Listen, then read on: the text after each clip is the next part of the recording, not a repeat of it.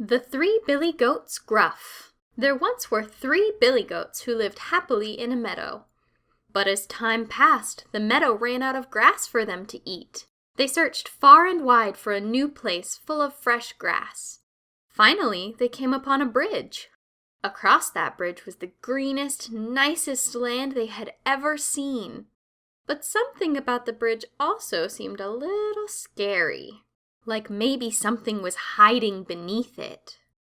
The smallest billy goat Gruff went first. He crept over the bridge, but even his light footsteps were enough to summon a troll. The troll leaped out from under the bridge and said, "Who dares cross my bridge?" When he saw the billy goat, he said, "I'm going to gobble you up." The littlest billy goat had to think fast. "Don't eat me, sir. I am small, hardly any meat on these bones. It's the billy goat after me that you want. He's much bigger and tastier." The troll liked the idea of a bigger goat, so he let the smallest billy goat Gruff pass and disappeared beneath the bridge. The next billy goat made his way across the bridge, and he, too, was stopped by the troll. "I'm going to gobble you up!" But this billy goat tricked the troll, too. "I'm all right, but it's the next goat that you really want. He's the biggest goat you've ever seen." The greedy troll let the billy goat pass and hid himself away so he could feast on the biggest goat. When the biggest billy goat Gruff made his way across the bridge, the entire thing rattled. The troll jumped up, ready to scare the goat, but he wasn't expecting this billy goat to be as big as he was. "I'm going to gobble you up," the troll said, unsure. "I don't think so," the billy goat replied, and then he kicked the troll right off the bridge. The biggest billy goat finished crossing, and he and his brother spent the rest of their days eating delicious green grass in safety. Thanks for watching. Chicken Little. Chicken Little loved to go for walks. One day, while he was walking beneath a big oak tree, an acorn fell and hit Chicken Little on the head. Chicken Little said, "Oh no! The sky must be falling! It's the only thing that could have hit me on the head! I must go tell the king!" Chicken Little ran as fast as his legs could carry him. While he ran, he trampled anthills and knocked over fences, but it didn't matter because the sky was falling and he had to get to the king. While running, he saw the hen. "Where are you going?" asked Henny Penny. "To the king," said Chicken Little. "The sky is falling." "Oh no," said Henny Penny, and she began running to the king with Chicken Little. While they ran, they crushed flowers and even broke a window because they were being so careless. But they had to get to the king. While running, they saw the duck. "Where are you going?" asked Ducky Lucky. "To the king," said Chicken Little and Henny Penny. "The sky is falling and someone needs to let him know." "Oh no," said Ducky Lucky, and they all ran with Chicken Little. The farther they went, more people joined them. When they finally arrived at the palace, the king was shocked. But he looked up, and the sky didn't appear to be falling. "Who told you the sky was falling?" Chicken Little said, "Me, sir. Part of it hit me on the head." "Are you sure?" asked the king. Chicken Little looked at the sky. It seemed safe in its place. But if the sky wasn't falling, then what hit him? The king walked them back to the spot where Chicken Little was hit on the head. The more destruction he saw, the angrier he became. "You've destroyed the kingdom!" he exclaimed.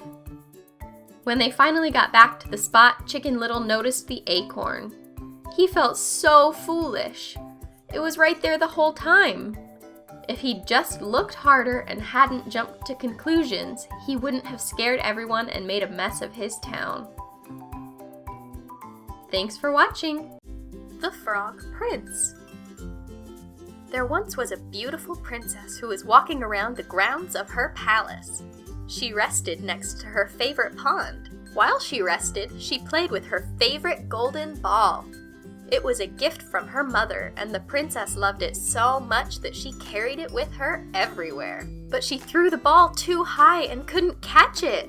It plunged into the pond and sank all the way to the bottom, far out of her reach. She was so upset that she began to cry. She cried and she cried.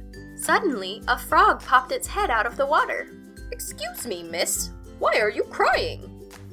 The princess sniffled, shocked to see a talking frog. She said, "I've lost my favorite ball." The frog bobbed in the water. "I can get it for you." "You can?" the princess asked. "Of course," said the frog. "But if I do, you'll have to do something for me." "Anything," the princess said, desperate to get the ball back. The frog said, "When I've retrieved it, you'll take me home with you to your palace. You'll feed me food from your plate and let me rest my head on your pillow. I don't want your jewels or pearls or money. I just want a place to be warm, happy, and loved." What a silly frog, the princess thought. Of course she didn't want to live with a slimy frog, but she needed her golden ball back. So she agreed to the frog's terms. He took off into the water and within seconds returned with her ball. The princess was so excited that she completely forgot about her agreement with the frog and she ran all the way home. That night at dinner, there was a knock at the door. It was the frog! The princess remembered her agreement. So even though she really didn't want to, she let the frog in. They shared dinner. They played games together. At night, she even let him sleep on one of her many pillows. They did that for a long time, and the princess started to actually like the frog. They became friends. Then one night, the frog confessed a secret. He told the princess of an evil witch who put a curse on him and turned him into a frog. He said that the only way he could become a human prince again was if a princess kissed him. The princess wasn't so sure. What if it didn't work and she kissed a frog for nothing? But the frog was her friend, and so the princess decided to give it a try. She leaned in and kissed the frog. The frog transformed right before her eyes into a handsome prince. He said, "You saved me!" And the two best friends spent the rest of their days together, living happily ever after. Thanks for watching! Goldilocks and the Three Bears. There once were 3 bears who lived in a cozy house in the forest. There was a father bear, a mother bear, and a baby bear. One day they had prepared some nice porridge for breakfast, but it was too hot to eat, so they decided to take a walk while it cooled down. Meanwhile, a girl named Goldilocks was also wandering through the woods. She'd been walking for a long time and was getting very hungry and tired. She came upon the 3 bears' house and decided to knock. When no one answered, Goldilocks tried the door. It was unlocked. She went inside and saw the 3 steaming bowls of porridge. She couldn't resist. Goldilocks took a big bite of the first bowl of porridge.